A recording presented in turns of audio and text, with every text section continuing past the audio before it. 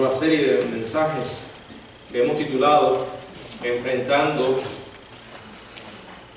las verdades de Santiago. Y el primer mensaje lo hemos titulado Enfrentando las pruebas. Y está basado en los 12 versículos del capítulo 1, donde tuvimos la lectura devocional. Padre, gracias por la oportunidad de ocupar este lugar para traer tu palabra, Señor. En tus manos nos estamos poniendo y te pedimos que tú nos bendigas y nos capacites para hablar en tu nombre. En el nombre de Jesús. Amén. Bueno, Santiago tiene un argumento principal que va a desarrollar a lo largo de toda su carta, y es la tesis, el argumento de que la fe verdadera produce obras genuinas. En ninguna parte él enseña que la salvación es por obras, pero sí una y otra vez reafirma la realidad, la verdad bíblica de que una fe auténtica tiene que manifestarse, tiene que tener evidencia. Y él comienza su argumento inicial tratando un tema que a todos los cristianos nos concierne de una manera muy especial, y no solo a los cristianos. De alguna manera todo ser humano en un momento de su vida se ve envuelto en el sufrimiento. Esto es propio de la existencia humana. Estamos hablando, como ya dijimos, del problema del sufrimiento y las pruebas de la vida. Las 12 tribus que están en la dispersión, como dice allí el verso 1, a quienes Santiago dirige su epístola, ellos estaban dispersos, soportando la adversidad de vérselas con sus nuevas identidades. Habían conocido a Jesucristo y entonces ahora estaban sufriendo las consecuencias de Cristo. Estaban viviendo en una cultura que detestaba lo mismo a judíos que a cristianos. Entonces ya eso implicaba una gran cantidad de dolor y de sufrimiento por la causa de Cristo. Y en un contexto como este, es comprensible que las pruebas los empujaran a tratar de encontrar una alternativa mucho más cómoda. O sea, regresar al judaísmo o dejar de poner en práctica su fe en Cristo. Y con esta situación, o algo similar, que no fue privativa de los cristianos del primer siglo, Santiago escribe esta carta con el objetivo de animarles, de fortalecerles. Es más, las pruebas dolorosas de la vida han estado tocando a generación de cristianos en toda la historia, incluyéndonos a usted y a mí. Repito, todos en algún momento de nuestra vida hemos atravesado por pruebas. ¿Por qué vienen a nuestra vida? ¿Qué podemos hacer en medio de ellas? Bueno, de eso nos habla esta porción que encontramos aliento a la hora de enfrentarnos a las pruebas. En primer lugar, quiero que consideremos en los primeros 4 versos el propósito de las pruebas y cómo enfrentarlas. Dice la Biblia: Santiago, siervo de Dios y del Señor Jesucristo, a las 12 tribus que están en la dispersión, salud. Hermanos míos, tened por sumo gozo cuando os halléis en diversas pruebas, sabiendo que la prueba de vuestra fe produce paciencia. Mas tenga la paciencia su obra completa, para que seáis perfectos y cabales, sin que os falte cosa alguna. Como dije, los destinatarios de esta carta sufrían adversidades. Habiendo sido esparcidos por el mundo, se sentían desilusionados y probablemente estaban también algo deprimidos. Se habían convertido en blanco de la crítica, en blanco de la brutalidad y el tratamiento injusto. Sin vacilación, Santiago se lanza de cabeza al asunto más apremiante: las pruebas. Ahora, quiero que observen algo. La palabra griega que Santiago emplea y que se traduce como prueba puede referirse a dos cosas, a dos tipos de pruebas. En primer lugar, aquellas pruebas que vienen como un reto a la integridad de la fe de uno, de aquella que habla el apóstol Pedro en el capítulo 1, verso 6, primera de Pedro capítulo 1, verso 6, cuando dice: en lo cual vosotros os alegráis, aunque ahora por un poco de tiempo, si es necesario, tengáis que ser afligidos en diversas pruebas. O sea, las pruebas de las que habla Pedro y las que está hablando Santiago aquí son pruebas que se constituyen en un reto a la integridad de la fe de uno. O sea, están diseñadas para probar la autenticidad de nuestra fe. En muchos casos nos ayudan a madurar. En otros, si no respondemos correctamente, la fe entonces se tambalea, disminuye. Prueba es eso, en un sentido, y es aquí como lo vamos a ver en Santiago, pero también hay otro sentido en que se emplea la palabra prueba, y se puede referir a tentaciones, cosas que apelan a nuestra tendencia a pecar y que son un reto a nuestra integridad moral. Es la palabra que se emplea en el Evangelio de Lucas, en el capítulo 4, verso 13, dice la palabra: y cuando el diablo hubo acabado toda tentación, se apartó de él por un tiempo. Ahí la palabra tentación alude a este tipo de pruebas, aquellas que son un reto a la integridad moral. Ahora, estos versículos del 2 hasta el 12, Santiago está tratando con el primer significado. Las pruebas que son un reto a nuestra fe. No está hablando de las tentaciones, que son un reto a nuestra integridad moral, una invitación a pecar. Aquí está hablando, repito, de aquellas que vienen a probar nuestra fe. Ahora, antes de considerar el aspecto de prueba de estas adversidades, quiero hacer dos consideraciones en cuanto a ellas. Dos consideraciones que nos mencionan estos versículos. En primer lugar, nos dice que las pruebas son inevitables. ¿Oyó? No podemos escapar de las pruebas. Cuando aceptamos a Cristo, no estamos recibiendo un salvoconducto que nos dice libre de toda prueba. No. Santiago usa la palabra, dice: hermanos míos, tened por sumo gozo cuando. O sea, lo da por sentado. Es algo que va a ocurrir, ha ocurrido, va a ocurrir y seguirá ocurriendo, como la muerte. Las pruebas son inevitables. Pocas experiencias son tan ciertas en este mundo como esta, cosas muy ciertas. Pero los problemas, la adversidad, los retos a la fe, ni lo dude, los va a tener. ¿Escuchó? Son inevitables.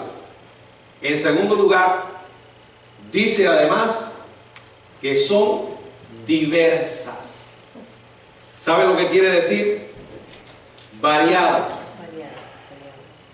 De muchos colores. En otras palabras, viene de todas las formas y de todos los tamaños.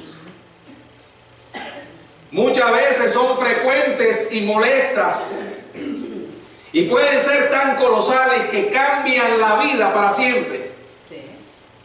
Nunca podemos predecirlo. Son inevitables y, en segundo lugar, son diversas. Ahora, Santiago comienza a mencionar la manera como ellas funcionan, el funcionamiento interno de las pruebas y el propósito. Él descorre el velo y le muestra a sus lectores y a nosotros cómo funcionan, y revela que tienen un propósito. Primero, la prueba de la fe produce paciencia. Verso 3. Sabiendo que la prueba de vuestra fe produce paciencia. Prueba aquí se refiere a un medio de autenticar algo. O sea, como un minero que muerde una pepita de oro para probar su calidad, para ver si es auténtica o no, ¿verdad? Dios aplica pruebas específicas a cada uno de sus hijos con un propósito. ¿Cuál? Evaluar su fe, revelar el verdadero carácter. Fíjense que dice la prueba de vuestra fe. Noten que el objeto de la prueba de Dios es su fe. Dios quiere fortalecer nuestra fe. Dios quiere robustecer nuestra fe. Él quiere que maduremos. De la misma manera que los músculos se necesitan ejercitar, así también la fe. La fe. Y veamos cuál es el resultado, el propósito. Dice, la prueba de vuestra fe produce paciencia. Paciencia. ¿Qué es paciencia? Bueno, es un término derivado de dos palabras griegas que juntas quieren decir permanecer bajo, o como diríamos, aguantar. O sea, la prueba de vuestra fe produce aguante. La prueba de vuestra fe produce resistencia. Acuérdense que no es algo que estamos logrando en nuestras capacidades. Es una obra que Dios está haciendo en nuestra vida por medio de aquellas experiencias desagradables que Él soberanamente permite. Pero también soberanamente ya previó, las estudió y dio su aprobación para que llegaran hasta nosotros. Y como dije en la mañana, siempre tiene un objetivo. Algo nos quiere enseñar. Fíjense que la paciencia misma tiene un propósito mayor. Dice, sabiendo que la prueba de vuestra fe produce paciencia. Mas tenga la paciencia que su obra completa, su obra perfecta. Es como si Dios nos dijera, en mi plan soberano, he preparado una serie de cosas que van a ocurrir y mi dedo de prueba pulsa la primera. Paciencia. Cuando llega la paciencia, aumenta la madurez, lo que conduce a un carácter desarrollado. Saben, las personas más maduras que he podido conocer son aquellas que han estado en medio de la prueba muchas veces. Mire a un cristiano mediocre, inmaduro, y verá a alguien a quien la vida le ha sido muy fácil. Vea a un cristiano que ha sido probado una y otra vez y verá a un cristiano maduro. Es la madre que pierde a un hijo y puede decirle a Dios, tú diste y tú quitaste. Sea tu nombre bendito. Es el padre que tras haber dado lo mejor que tenía a la empresa donde trabajaba, pierde su trabajo y le dice a su familia, queridos, reunámonos esta noche y démosle gracias a Dios por la oportunidad de confiar en Él. Es el adolescente que dice, aunque la presión sea grande y aunque yo sea el único, no voy a ceder a mis principios. Mantendré las normas que he aprendido de la Biblia y de mi hogar, aunque me rechacen y me traten como un extraño mis compañeros. Eso es madurez, hermanos. Sí. Esas son decisiones que salen de alguien que tiene una vida madura. Y esa integridad y esa entereza es aquella que surge cuando pacientemente, entre comillas, aguantamos. Repito, no es algo que hacemos por nosotros mismos. Es la capacidad que Dios nos da cuando nos mantenemos bajo el fuego de la prueba. La prueba produce paciencia. La paciencia misma tiene un propósito mayor, una obra completa, perfecta, madura. Ahora la pregunta, ¿cómo enfrentarlas? ¿Cómo enfrentarlas? ¿Cómo podemos los cristianos, cuando nos encontramos con tantas adversidades, cuando estamos hasta el cuello en problemas, salir adelante sin renunciar, sin darnos por vencidos, sin quedarnos en medio del camino? Los versículos del 2 al 4 dan órdenes específicas que Santiago, inspirado por el Espíritu Santo, nos está diciendo que Dios quiere que sigamos en medio de las pruebas. ¿Cuáles son? Primero, dice en el verso 2, tened por. En otras palabras, considere. Y en griego tiene un trasfondo interesante. Procede de una raíz que significa conducir o guiar. Una influencia directora o guiar algo. Este término se podría aplicar a una persona al frente de una línea, encabezando un desfile. Santiago está diciendo que nuestro pensamiento guía.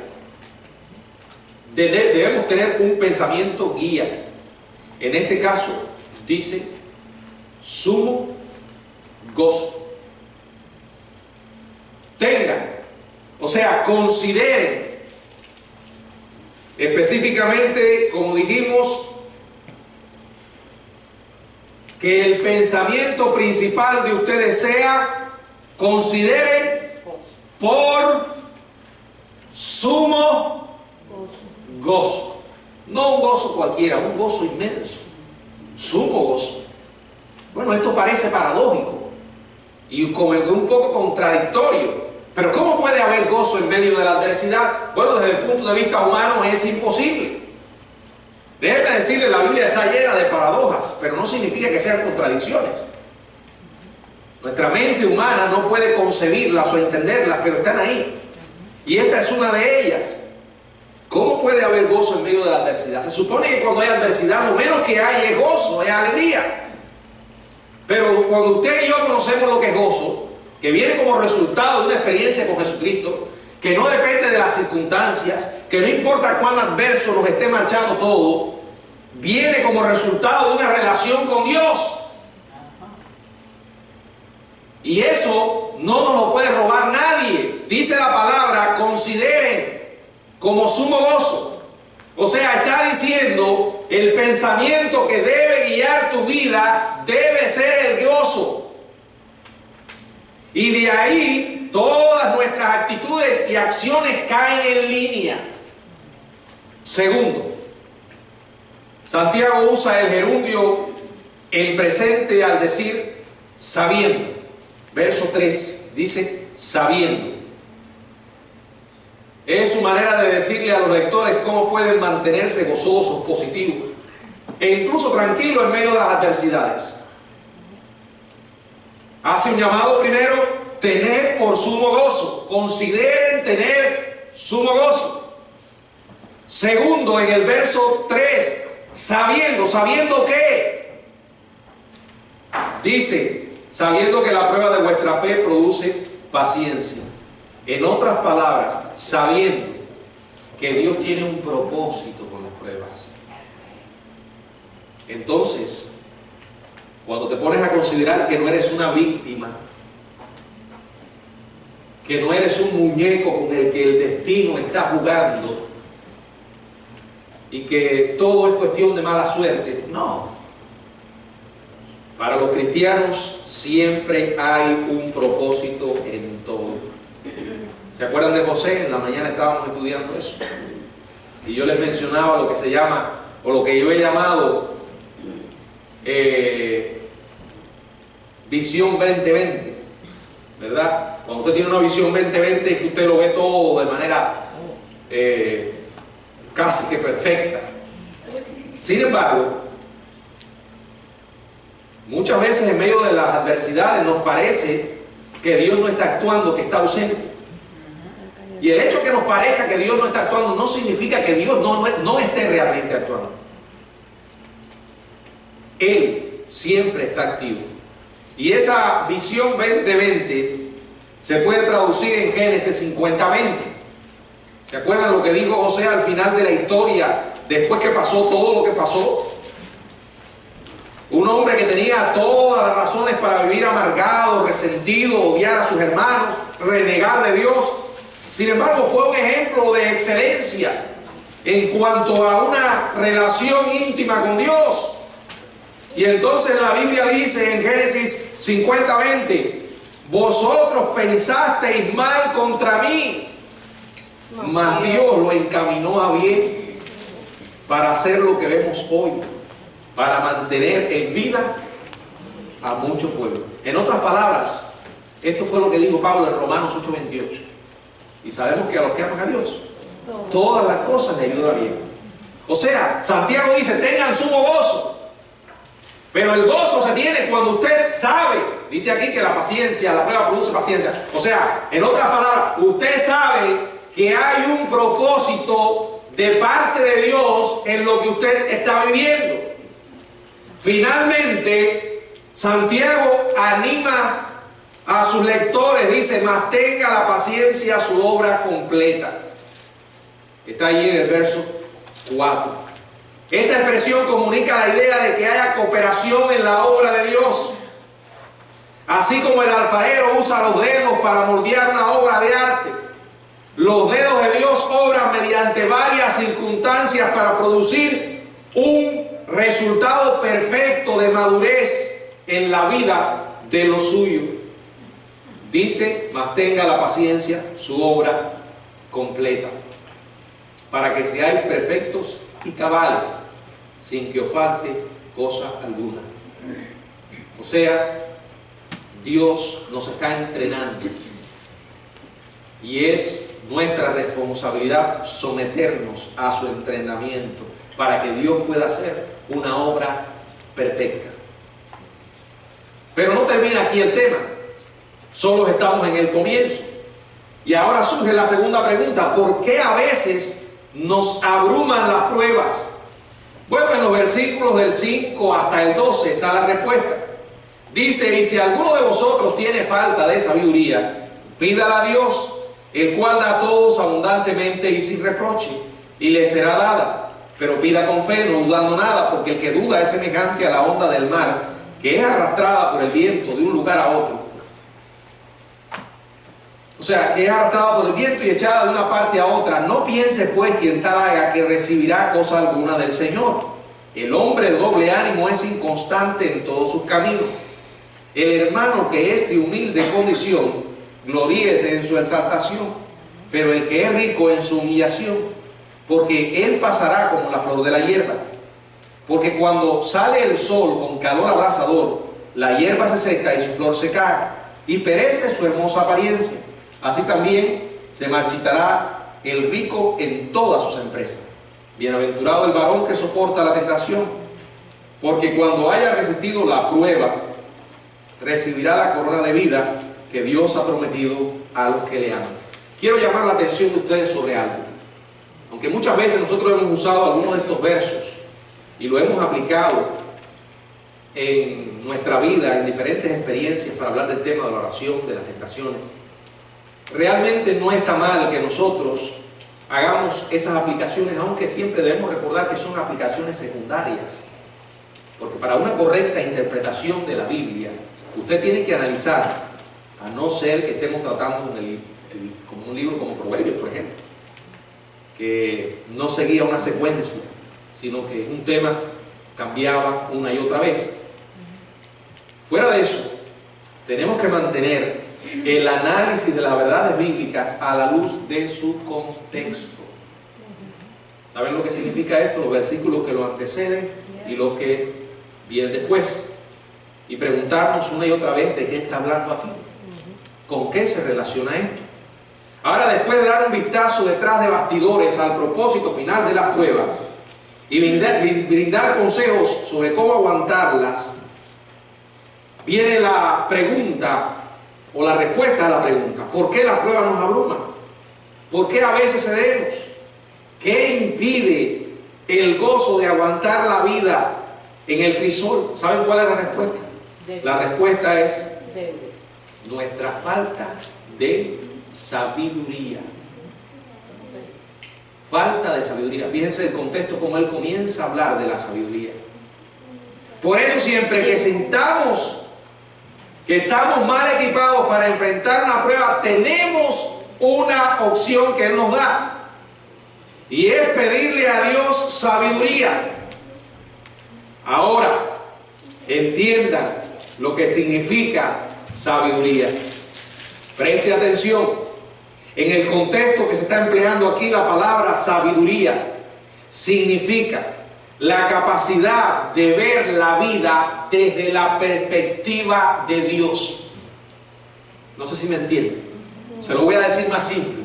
Es la capacidad de ver las cosas como Dios las ve. Y alguien diría, pero ¿cómo yo puedo ver las cosas como Dios las ve? ¿Cómo yo puedo adquirir una perspectiva divina? ¿Saben qué? Teniendo una mentalidad bíblica. Cuando nuestra fe se nutre de las verdades de la Biblia y viene la adversidad, estamos preparados porque somos sabios. ¿Saben por qué somos sabios? Porque entonces tenemos la capacidad para ver lo que nos está ocurriendo con un propósito. Mirar por encima de las adversidades y saber que la mano de Dios se está moviendo en todas las cosas. Eso era lo que tenía José. Él no padecía de cataratas espirituales. Tenía una visión 20/20. ¿Saben por qué? Porque él veía la mano de Dios en todas las cosas. Y cuando nosotros no vemos la mano de Dios en todo lo que nos está ocurriendo, ¿saben qué puede pasar? Nos amargamos. Nos volvemos personas resentidas y podemos rebelarnos con Dios. Y entonces nos creemos el cuento de que somos víctimas. Y empezamos a cantar esa cancioncilla: qué dura es la vida, demasiado dura conmigo, yo no me merezco esto. La Biblia dice, pide a Dios. Y es como algo tan sencillo como esto: Señor, en medio de esta pérdida, en medio de este fracaso, te estoy pidiendo sabiduría. Ayúdame primero a ver desde tu punto de vista lo que estoy atravesando. Y luego te pido fe para no darme por vencido. ¿Verdad que cuando nos sentimos abrumados es difícil tener fe? Pero dice la palabra, si alguno tiene falta de sabiduría, pídala a Dios. Y la promesa está que Él va a dar en abundancia y sin reproche. Señor, ayúdame a entender que tú tienes un propósito en esto. Dame sabiduría para tener tu perspectiva, para ver tu mano obrando en lo que me está ocurriendo. Y la Biblia dice que Dios lo va a hacer. Dice, pida, pero pida con fe, no dudando nada. Por supuesto, es difícil ejercer fe cuando estamos abrumados. Aquí en este verso 6, Santiago no está hablando de la fe que salva. La fe que él menciona es la fe que sostiene. El tipo de fe que nos permite aguantar las pruebas, alinear nuestra voluntad a la voluntad divina, abandonarnos en sus manos y descansar en Él. Ahora Él dice, pero lo opuesto a la fe es que la duda, ¿verdad? Y Él compara a la persona que duda con las olas del mar, que son empujadas de un lugar a otro. Es más, emplea la palabra doble ánimo. Alguien que no tiene firmeza, no tiene estabilidad. Ahora, él sigue ahondando en esto y menciona específicamente las pruebas que pueden afectar a todo tipo de personas, incluso los ricos. Dice el verso 9, el hermano que es de humilde condición gloríese en su exaltación, pero el que es rico en su humillación, porque él pasará como la flor de la hierba, porque cuando sale el sol con calor abrasador, la hierba se seca y su flor se cae y perece su hermosura, su hermosa apariencia. Así también se marchitará el rico en todas sus empresas. Bienaventurado el varón que soporta la tentación, porque cuando haya resistido la prueba, recibirá la corona de vida que Dios ha prometido a los que le aman. Las pruebas nos afectan a todos. A todos. A los ricos y a los pobres. Fíjense que habla del hermano humilde y habla también del rico. Pero la sabiduría y la fe son requisitos para todos. Para el pobre que está aguantando el problema de carecer de riquezas, la sabiduría puede ser una fortaleza, porque le va a dar la fe para recordarle que aunque no tenga bienes de este mundo, tiene una posición exaltada delante de Dios. Por eso dice la palabra: el hermano que es de humilde condición, gloríese en su exaltación, lo que Dios va a hacer en su vida. Aunque ahora no lo esté recibiendo, ya por Dios lo tiene. Dice que a los que conoció también los llamó, los predestinó, los glorificó. Un pensamiento como ese nos puede ayudar a mantenernos firmes en medio de las adversidades. Esa posición exaltada es la que aparece en Efesios, en el capítulo 2, verso 6 y verso 7, donde dice: y juntamente con Él nos resucitó y asimismo nos hizo sentar en los lugares celestiales en Cristo Jesús, para mostrar en los siglos venideros las abundantes riquezas de su gracia por su bondad para con nosotros en Cristo Jesús. Pero también los ricos tienen problemas. Si usted ha pensado que tener dinero resuelve todos los problemas y que se acaban todas las pruebas, no. Cuando vienen las riquezas, vienen las peores pruebas. Porque el dinero puede llevar a una persona a desviarse. Y por eso Santiago le recuerda al rico que la vida es frágil y que no importa cuánto dinero tenga. Dice el verso 10: pero el que es rico en su humillación, humíllese. ¿Por qué? Porque dice que vas a pasar como la flor de la hierba. La vida es frágil. Si un individuo así no coopera con Dios, si está decidido a hacer su propia voluntad, se va a marchitar en todas sus empresas. Dice: porque cuando sale el sol con calor abrasador, la hierba se seca, su flor se cae y pierde su hermosa apariencia. Así también se marchitará el rico en todas sus empresas. Pero el que se mantiene firme bajo el peso de las pruebas será bienaventurado. Y ahí es donde llegamos al verso 12. Bienaventurado el varón que soporta la tentación cuando haya recibido, porque cuando haya resistido la prueba recibirá la corona de vida que Dios ha prometido a los que le aman. Yo he usado este versículo muchas veces sacado de contexto y lo he usado para referirme a las tentaciones que son un reto a la integridad moral. Pero aquí, aunque aparece primero la palabra tentación porque fue traducida así, significa prueba, al igual que cuando aparece otra vez, porque cuando haya resistido la prueba, aquí está hablando de un reto a la integridad de la fe de uno. O sea, es una prueba a la fe. A la fe. Y dice: aquel que se mantiene firme bajo las pruebas será bienaventurado, o sea, genuinamente feliz. Ahora, y usted me dirá: bueno, ¿por qué no está mal aplicarlo a una tentación? Porque en realidad las tentaciones también son pruebas, ¿verdad? Son pruebas. Jesús repitió la palabra unas veces, unas 9 veces en el Sermón del Monte. La palabra bienaventurado, ¿recuerdan? Y aquí la emplea nuevamente. Dice que es genuinamente feliz, 3 veces feliz. Ahora Santiago describe la recompensa en el cielo como la corona de vida. sin negar la recompensa futura guardada para los que soportan las pruebas y adversidades, pienso que también hay una corona temporal. Aquel que verdaderamente persevera hoy bajo las adversidades recibe recompensa aquí y ahora. ¿Cuál? Madurez, sabiduría, perspectiva del plan y el propósito de Dios. Y eso lo podemos llamar vida en su mejor expresión. O sea, el Señor nos da cosas buenas, aún en medio de la adversidad. Por eso dice, bienaventurado. Amado hermano, si usted ha sufrido heridas o la está sufriendo, si está atravesando por tiempos de dolorosas o profundas angustias y dolores, es mi oración que nunca olvide la importancia de la paciencia.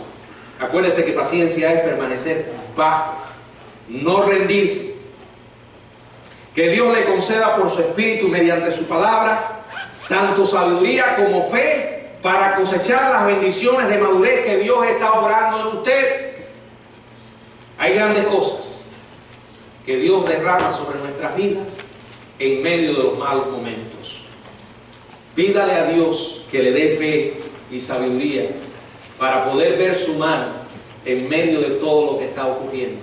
Eso es lo que dije ahorita, tener la perspectiva divina, ver las cosas como Dios las ve. Él soberanamente ve todo con un propósito y un plan. Ayúdanos, Señor, a ver tu mano, a saber que tú estás aun cuando no te podamos ver. Y entonces podremos salir adelante. Y entonces también de nosotros se podrá decir, bienaventurado, porque has soportado la prueba. Y Dios te dará la corona de la vida. Que el Señor nos bendiga. Amén.